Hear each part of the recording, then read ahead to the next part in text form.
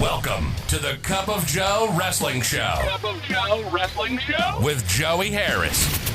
A podcast for the wrestling fan on the go. So take your favorite beverage of choice and join Joey as he takes a look at some of the biggest shows on the WWE Network.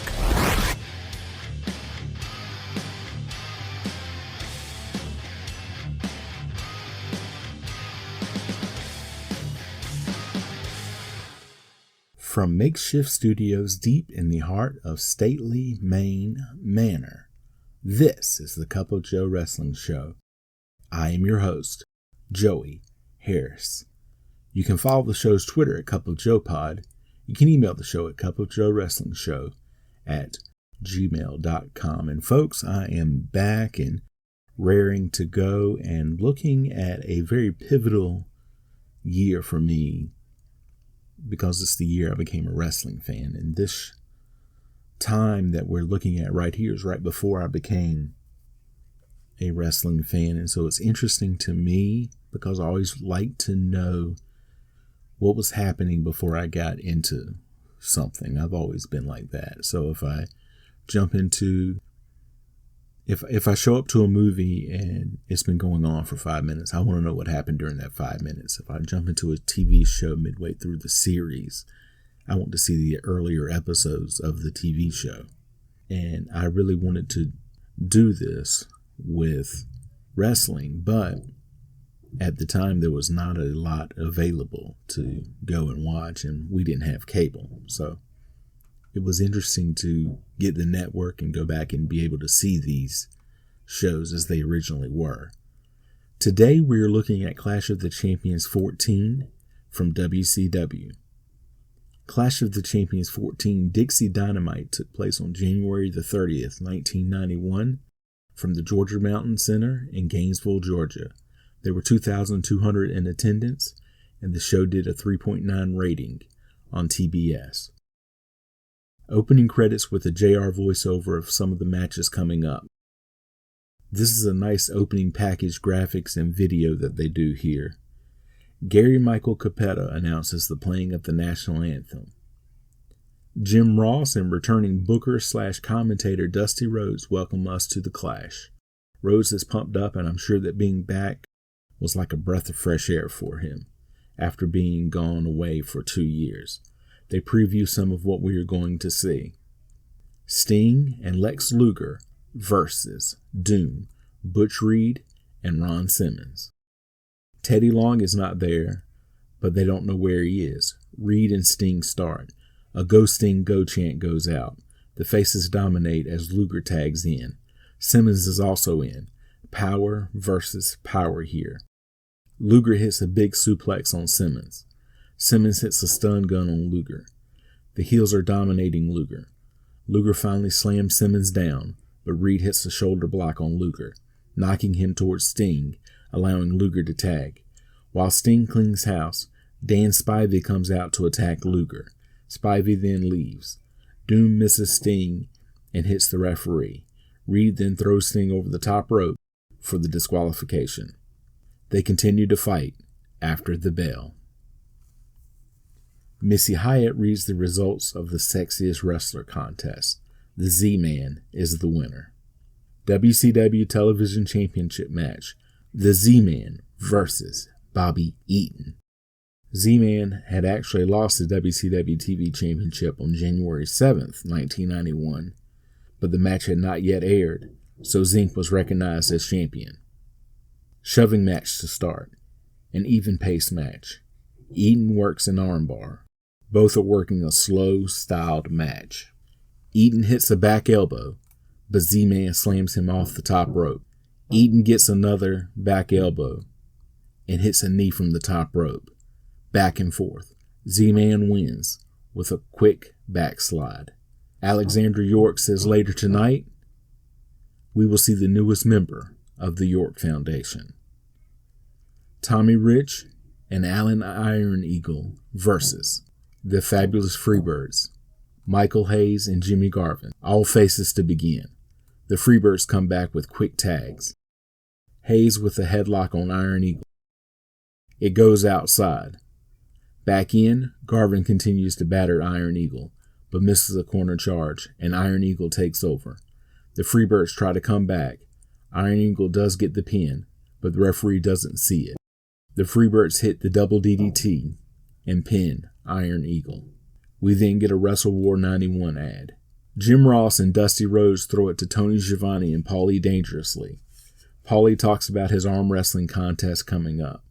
Rhodes needles him about it. This is of the time as they talk about Paulie going to lose to a girl, but it does not age well. Joey Maggs versus Sid Vicious. The crowd pops huge for Sid when he comes out. Vicious just brutalizes Maggs. He hits a brutal powerbomb on him. The EMTs put Maggs on the stretcher. Sid throws him off. Then we get a wrestling hotline ad. Tony Schiavone interviews Sid Vicious. Vicious says he smells the fear of everyone that they will be stretchered out via the powerbomb. Ricky Morton versus Terry Taylor. They start out with scientific moves. JR talks about the two being friends for a long time. Morton gets a headlock on. Taylor gets out of it. Morton hits a clothesline and Taylor rolls out of the ring to regroup. Back and forth. Alexandra York comes to ringside. Taylor hits a forearm to the back, and an insert promo from York says that Taylor is the newest member of the York Foundation.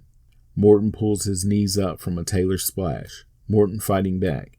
Taylor drops down, and Morton hits the ropes and gets pinned. And in a few months' time, both participants in the match would be members of the York Foundation. A feature on the Japanese women who are going to be at Wrestle War. Bill Apter presents Sting with the 1990 Inspirational Wrestler of the Year award. Then a feature on Sting. Dusty Rhodes says that the country is thankful for the men and women fighting in the Persian Gulf. Ranger Ross versus El Cubano. Ranger Ross is here because we are at war with Iraq. Cubano is David Canal, better known as the Cuban assassin Fidel Sierra. Inset promo of Ranger Ross sending his best to those serving. Cubano gets a little offense in, but Ranger Ross comes back with an armbar. Back and forth. Ross goes outside after Cubano. Ranger Ross wins with a sunset flip. Another Wrestle War ad. The Renegade Warriors, Mark and Chris Youngblood versus the Horsemen, Arn Anderson and Barry Windham. The Renegade Warriors attack at the start. Both Windham and Anderson are bumping for both of the Warriors. Chris gets a 2 count on Anderson. Windham tagged in. He gets battered and Anderson comes back in. Anderson hits a spine buster on Chris and then Windham back in. Windham hits a big DDT. Anderson back in with a headlock. Chris comes up with a knee from an Anderson splash. Mark comes in and cleans house. All 4 men then in. Windham hits Mark with a lariat and hits a superplex. Anderson gets the pin on Mark. Now, you get to see 3 things in this match. You get to see an Arn Anderson spinebuster, who, for my money, has the best spinebuster. You get to see a Barry Windham lariat, and especially a Barry Windham superplex. All 3 great things. Another Wrestle War ad. Tony Schiavone presents the footage of Stan Hansen and Big Van Vader from Japan and then talks to Stan Hansen. Hansen says that in the U.S., fans aren't prepared and used to that type of match, but they will get it at Wrestle War 91. Now, this was the tape trader's dream match back in the day. The big Stan Hansen Vader match with the eye coming out of the socket and all of that. It was huge in tape trader circles. And Hansen is right here. In the U.S., fans are not prepared and used to that type of match. And to me, that means that even more so their match at Super Brawl, or at Wrestle War 91 rather, was a little disappointing. But we'll get there when we get there. Sergeant Buddy Lee Parker versus Brian Pillman. Pillman in firm control as Rhodes and Ross put him over on commentary. Pillman hits a flying head scissors and Parker goes to the outside. Back in, Pillman hits Parker on the outside with a crossbody from the top rope. Pillman then wins with another crossbody. A WCW official fan club ad. We then go to our arm wrestling match. Paulie Dangerously versus Missy Hyatt. Rhubarb Jones is the special ring announcer for this match. Hyatt is extremely over with the crowd. Her outfit is all the way live, as Conrad Thompson likes to say, and Paulie is distracted by her cleavage and loses immediately. I wouldn't mind losing like that, but I digress. The Horsemen and some other heels are showing partying and eating dinner with Lawrence Taylor. A Wrestling Wrap-Up magazine ad.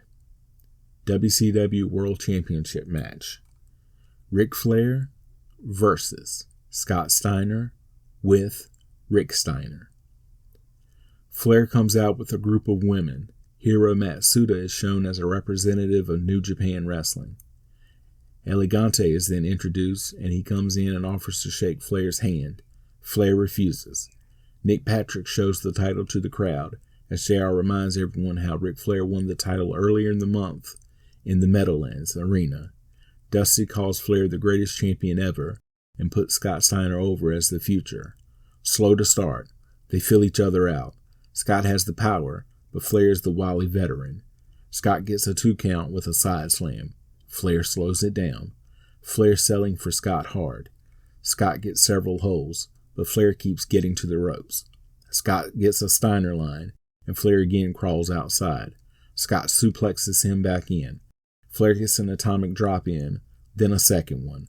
Flair tosses Scott out. He lands on his feet and gets a sunset flip on Flair coming back in.